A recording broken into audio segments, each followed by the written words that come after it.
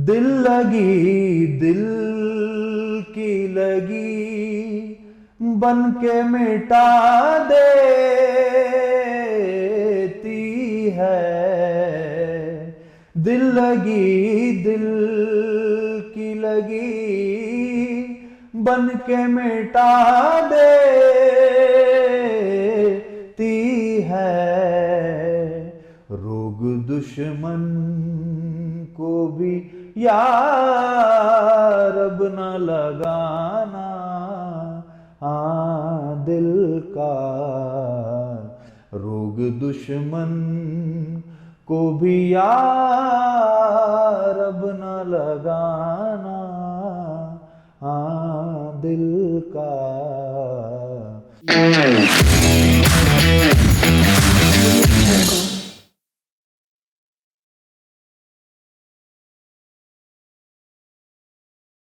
बिस्मिल्लाहिर्रहमानिर्रहीम, अस्सलाम वालेकुम। आप देख रहे हैं पाक यूथ पल सही शेख के साथ, हमेशा की तरह एक नए मेहमान के साथ।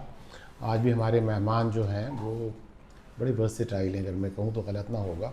सैफ हैदर हैं और बहुत सारे काम करते हैं, लेकिन उन सब कामों में एक काम मुझे बड़ा अच्छा लगा, म्यूज़िक से उनका बड़ा लगाव है। तो उसमें भी बात होगी, लेकिन अब सैफ की ज़ुबानी बातें सुनते हैं। Thank you very much Saif for coming. Thank you तो आपका कि आपने इनवाइट किया। नहीं, अच्छा, थोड़ा सा पहले बताएं अपना बैकग्राउंड के how did you start your academic journey, और फिर प्रोफेशनल जर्नी के बारे में अगर है तो फिर हम म्यूज़िक की बात करेंगे। मेरा टोटल एकेडमिक्स, मुझे इनिशियली मार्केटिंग में बड़ा इंटरेस्ट इंटरेस्ट रहा है आपको, ठीक है। तो मैंने ग्रेजुएशन किया था कराची यूनिवर्सिटी से। फिर उसके बाद मैंने एमबीए किया डिजिटल मार्केटिंग में। तो एमबीए के बाद मैं उसी फील्ड में परसू कर लिया, मैंने डिजिटल मार्केटिंग को अपना करियर बनाया। अब उसमें बहुत सारे डिफरेंट तरह के वो डोमेन्स हैं, जिसमें एक कन्वेंशनल मार्केटिंग होती है, फिर डिजिटल अब आई है, इंट्रोड्यूस हुई है, तो बहुत सारी चीज़ें फिंगर टिप्स पे आ गई। इनोवेशन है, टेक्नोलॉजीज हैं, तो उसमें मुझे बड़ा इंटरेस्ट है शुरू से। तो मुझे शुरू से था आपको? हाँ। उसमें बहुत मुझे इंटरेस्ट की बात है सारी। इंटरेस्ट अगर जितना होता है उतना आप स्केल कर सकते हैं। सही है। और डिजिटल मीडिया में ही हूँ। अच्छा, यही तो कर रहा डिजिटल मीडिया में किस तरह का, यानी कि आप प्रोफेशनली कर रहे हैं इसको? यस, मैं बेसिकली मैं परफॉर्मेंस मार्केटिंग में हूँ, जो हम बिजनेसेस के लिए लीड जनरेशन करते हैं, ठीक है। जिसमें क्लाइंट्स जो है, हम उनको पॉसिबल क्लाइंट्स जो हैं उसके लिए एडवर्टाइजमेंट करते हैं स्पेसिफिकली परफॉर्मेंस मार्केटिंग के अंदर। और अगर हम जनरल मार्केटिंग की बात करें तो उसमें फिर डिफरेंट चीज़ें होती हैं, जैसे कन्वेंशनल में साइन बोर्ड्स हैं, होर्डिंग्स होती हैं, ये थोड़ा सा डिफरेंट है। परफॉर्मेंस मार्केटिंग एकदम डिफरेंट है। तो हम स्पेसिफिकली टारगेटेड क्लाइंट्स को कंपनी के अंदर लेकर आते हैं, जो एंड में कंज्यूमर बन सकते हैं पॉसिबल। ठीक है। तो ये थोड़ा सा डिफरेंट है, ये उस Different है, मार्केटिंग से इस मार्केटिंग में। ये बेसिकली सेल्स से थोड़ा सा ज़्यादा कनेक्टेड होता है। तो आपका ब्रॉटअप कराची से ही? कराची से ही, कराची में थ्रू आउट यहीं रहे? थ्रू आउट यही है। अच्छा, तो इसके अलावा और क्या इंटरेस्ट हैं आपके? चलिए, ये तो एक तरह से आपका ये तो है ही, प्रोफेशन भी है, काम भी करते हैं आप, अटैच भी हैं एक इदारे के साथ, लेकिन सिंगिंग भी है आपका एक? मैं स्कूल टाइम से मुझे थोड़ा सा एक आइडिया हुआ कि मेरी कुछ टीचर्स थी स्कूल में। हम तो खैर छोटे होते हैं, हमें इतना नहीं आइडिया होता। तो टीचर्स ने मुझे ज़रा सा प्रेज़ किया एक दो दफ़ा, ऐसे ही मैं गुनगुनाया। तो वहाँ से फिर कॉन्फिडेंस बिल्डअप हुआ, तो मुझे पता चला कि शायद अच्छा, उस ज़माने से, स्कूल के ज़माने से, ठीक है। 9th क्लास की बात होगी, सही सही। तो 9th में इतनी अवेयरनेस होती नहीं, हमें पता नहीं होगा। और दूसरा, म्यूज़िकल कोई वो नहीं था बैकग्राउंड हमारी फैमिली का ना। तो मुझे थोड़ा सा रियलाइज़ हुआ आहिस्ता आहिस्ता कि मैं गा सकता हूँ। ऑब्वियसली जब आप गाते हैं तो कुछ लोग आपको प्रेज़ करते हैं, तो आपका कॉन्फिडेंस बढ़ता है, आपको थोड़ी हिम्मत आती है कि मैं ये कर सकता हूँ। तो फिर आहिस्ता आहिस्ता मैंने अपने एंड पे ही जितना मैं कर सकता था मैंने खुद ही स्टार्ट किया, किया। सेल्फ उसके साथ? हाँ। मैं कोई प्रोफेशनल ट्रेनिंग में नहीं गया था। अच्छा, ठीक है। फिर 2016 में एक यूएस फंडेड एक प्रोग्राम था, आई एम कराची, एक ऑर्गेनाइजेशन बनी थी जो एंटरटेनमेंट को प्रोमोट कर रहे थे। ठीक है। तो वहाँ पे मैं उनके साथ अटैच हुआ। तो उसमें ये था कि अराउंड 8-10 लोग फ्रेश यंग लोग जो गा लेते थे, उनको एक बड़े टॉप के बैंड के साथ, जो फ्यूजन बैंड आपको पता होगा, फ्यूजन, हाँ पुराना बैंड है लोग, तो फ्यूजन बैंड ने एक एल्बम बनाया आई एम कराची के नाम से। सब कराची पे ही उन्होंने गाने बनाए, गाने उसमें बनाए, सारे गाने नए थे, ओरिजिनल नई कंपोजिशंस पे थे, दोबारा नई पहली दफ़ा लिखे गए थे। तो उसमें उन्होंने मौका दिया 8-10 लोगों को गाने का। तो वो एल्बम लॉन्च हुआ, उसमें बहुत सारे लोगों से इंटरेक्शन हुआ हमारा, जैसे EMI रिकॉर्ड्स जो पाकिस्तान की सबसे बड़ी रिकॉर्ड लेबल कंपनी है, अच्छा, उन्होंने उसको लॉन्च किया था। फिर उसमें बहुत सारे और भी जो लेजेंडरी आर्टिस्ट थे हमारे साथ, जैसे टीना सानी और अहमद जानजेब थे। अच्छा, और बहुत सारे लोग और भी अटैच थे, कोक स्टूडियो के बहुत सारे आर्टिस्ट थे, मिकाल हसन भी थे और बहुत सारे लोग। तो उसमें मैं पार्ट था, उस एल्बम में 2 गाने मैंने गाए थे। कौन से थे वो 2 गाने? एक उम्मीद बनाए रखना है, और एक था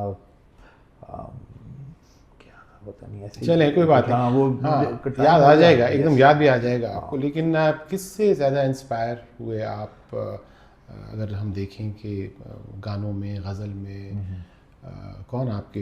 लेकिन स्टार्ट से नुसरत फ़तेह अली ख़ान अच्छा, स्टार्ट से साहब के मुझे गाने, उनकी कंपोजिशन बहुत ज़्यादा पसंद है शुरू से।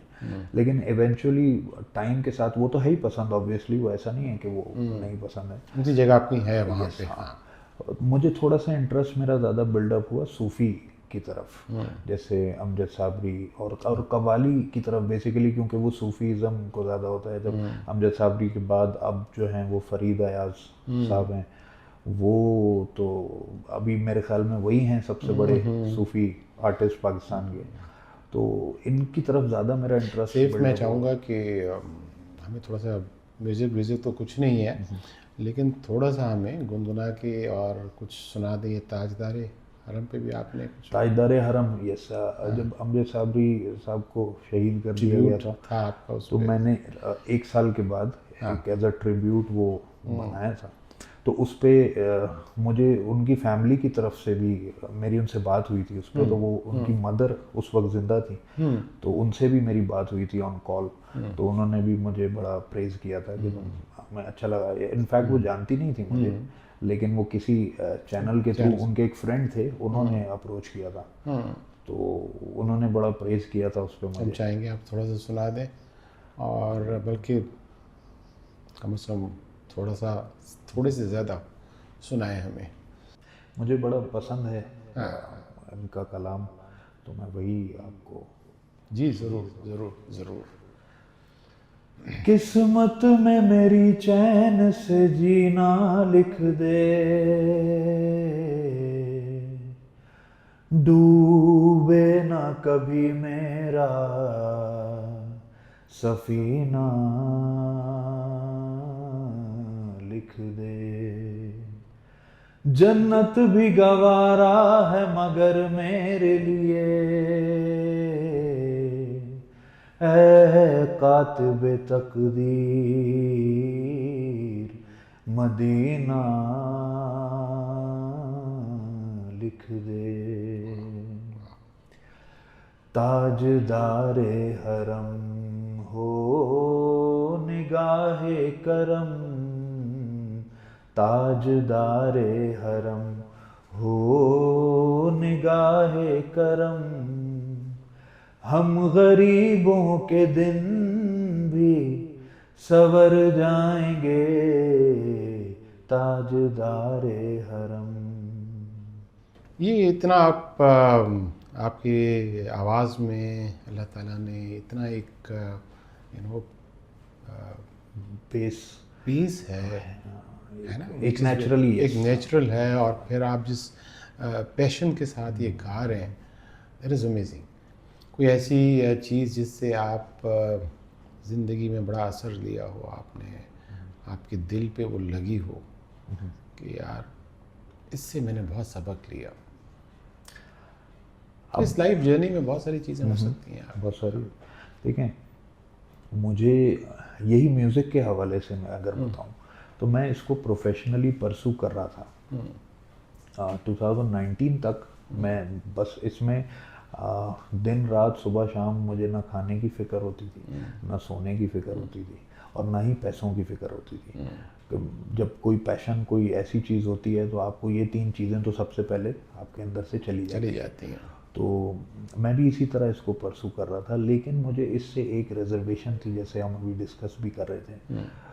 इसकी सोर्स ऑफ इनकम और हमारा रिलीजन, ये मुझे एक रिजर्वेशन थी। ये जनरली होती नहीं है लोगों को, अगर कोई म्यूज़िक को परसू कर रहा है तो होती नहीं है, लेकिन मुझे था इससे एक रिजर्वेशन। तो मैंने उसको, कुछ ऐसे इवेंट्स हुए मेरे साथ जिससे मैं कनेक्ट, कभी होता है ना कि आप कनेक्ट हो जाते हैं और ऑब्वियसली वो डिसीजन आप एक ले लेते हैं, तो दिल तो ऑब्वियसली अभी भी बहुत चाहता है, लेकिन फिर मैंने उसको परसू नहीं किया, उससे काफ़ी चेंज हुआ। नहीं, ऐसी मिसालें हैं, वो मरहूम जुनैद जमशेद साहब, बिल्कुल ऐसे देखिए ना किस तरह का पॉप सिंगिंग में था, और फिर फैसला किया कि नहीं करना, तो completely life change other way, है ना। अब देखिए, वो तो ऑब्वियसली वो जिस लेवल पे थे, वो वर्ल्ड वाइड रिनाउंड थे, उनको वहाँ से छोड़ना बहुत मुश्किल था।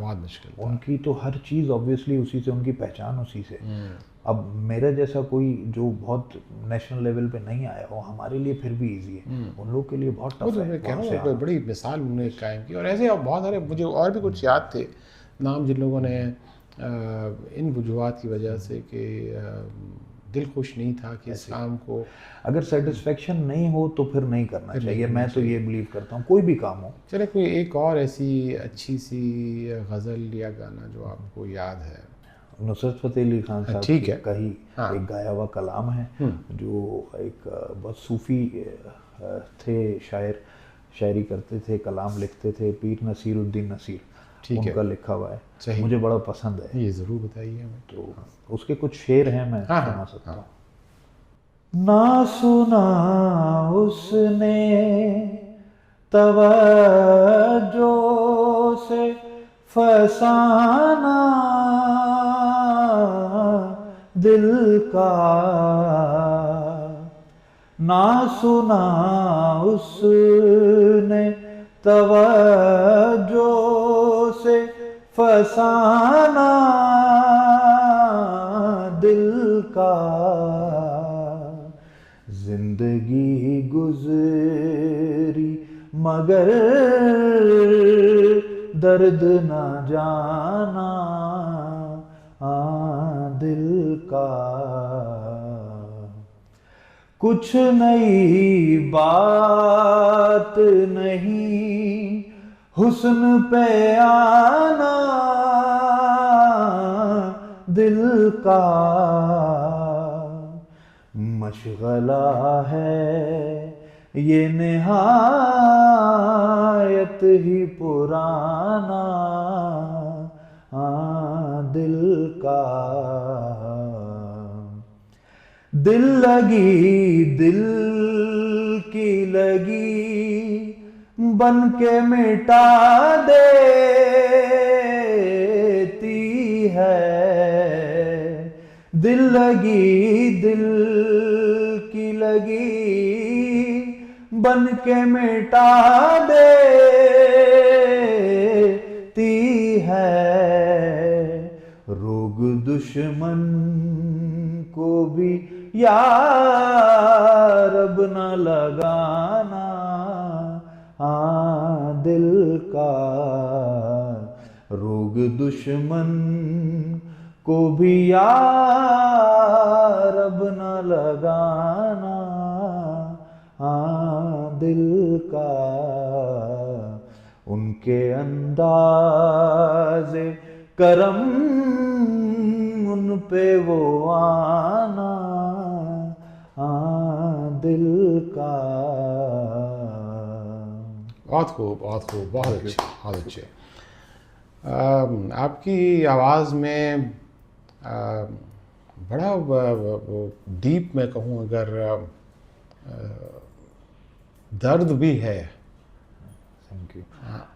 मुझे थोड़ा सा मेरा स्टाइल यही है, थोड़ा सा पॉप की तरफ मैं कम ही हूँ, मुझे इतना ज़्यादा अट्रैक्ट भी नहीं करता। स्टार्टिंग से मुझे मेरा थोड़ा सा स्टाइल इसी तरह का है, सेमी क्लासिकल हम कह सकते हैं इसको, ऑब्वियसली प्योर क्लासिकल तो नहीं है ये, तो सेमी क्लासिकल में। अच्छा, भी लोग आजकल की म्यूज़िक देखें और लिरिक्स देखें तो बस अब जिसको जो समझ आता है बस बना देता है, और सुनने वाले शायद सुनते भी हैं। बेसिकली आजकल मुझे लगता है कि पहले तो वोकल्स ड्रिवन गाने होते थे ना, कि लोग शायरी सुनते थे, आवाज़ सुनते थे, क्वालिटी ऑफ वॉइस को ज़्यादा प्रेफर किया जाता था। अब म्यूज़िक को ज़्यादा प्रेफर किया जाता है कि कैसी बीट है, वो गाड़ियों में बज सकता है कि नहीं बज सकता है, तो इस चीज़ की प्रेफरेंस ऑब्वियसली बढ़ गई है। तो फिर लोग बनाते भी उसी तरह हैं। उसी तरह से। अगर हम इस तरह के गाने बनाएंगे तो शायद लोग ना सुनें। सही कह रहे हैं, लेकिन देखिए पुराने ज़मानों में जो शायरी होती थी, जो गाने होते थे हमारे हों या हमारे पड़ोसी मुल्कों में होते हों, वो देखिए वो बड़ा उनके अंदर कंटेंट था, फुल ऑफ कंटेंट, मैसेज था, डीप रूटेड होते थे। अब हमारे यहाँ वो डे बाय डे वो गाने वालों को देख लें या फिल्मों में देख लें या स्टेज शोज में देख लें, अब वो कंटेंट नहीं है, अब म्यूज़िक ज़्यादा है। अब तो म्यूज़िक इतनी बढ़ा देते हैं कि पीछे वो भी सुनाई नहीं देता कि जो गा रहा है वो क्या कह रहा है। ऐसे। चलें जनाब, बड़ा अच्छा लगा आपसे बातें करके, और बहुत सारी दुआएं आपके लिए और आप जैसे दोस्तों के लिए। कोई ऐसी आखिरी बात कहना चाहें, जो आपका मैसेज हो तो ज़रूर कहिए। मैं बस मेरा तो एक ही फोकस है, ऑब्वियसली जो भी मैंने अपनी जर्नी में देखा है कि वही काम हमें करना चाहिए जिसमें हमारा पैशन हो। ऑब्वियसली वो चाहे हमारे जॉब से रिलेटेड हो, हमारे किसी टैलेंट से रिलेटेड हो, और किसी चीज़ से रिलेटेड हो, किसी भी चीज़ से। हम जब अपना पैशन वाला काम करते हैं तो हमें फिर किसी चीज़ की टेंशन नहीं होती। हमें ऑब्वियसली स्केल करना है और अपने आप को ग्रो करना है, तो उसके लिए हमें एक्स्ट्रा एफर्ट करनी पड़ती है, हमें निकलना पड़ता है और ऑफ टाइमिंग्स में काम करना पड़ता है। ऑब्वियसली अगर स्टेबिलिटी चाहिए तो हमारे यहाँ जनरली मैं ये देखता हूँ कि बहुत सारे लोग 9 to 5 काम करते हैं और उसके बाद वो कहते हैं कि हम 5 बजे के बाद काम नहीं करेंगे। तो काम तो हमें 7 days करना चाहिए, हमारे लिए छुट्टी नहीं होनी चाहिए। और स्पेशली इस एज में जब तक हम 40 नहीं टच कर जाते, हमें 20 से लेके ऑब्वियसली 20 साल हमें 7 days एक्टिव रहना, हमें ना सोना है, हमें ना कुछ और करना है, हर चीज़ को बैलेंस करना है। सही कह रहे हैं सफ़ीर, बहुत बहुत शुक्रिया, आप आए और बहुत अच्छा लगा। इंशाल्लाह फिर कभी हुआ तो आपसे ज़रूर मिलेंगे। बहुत शुक्रिया।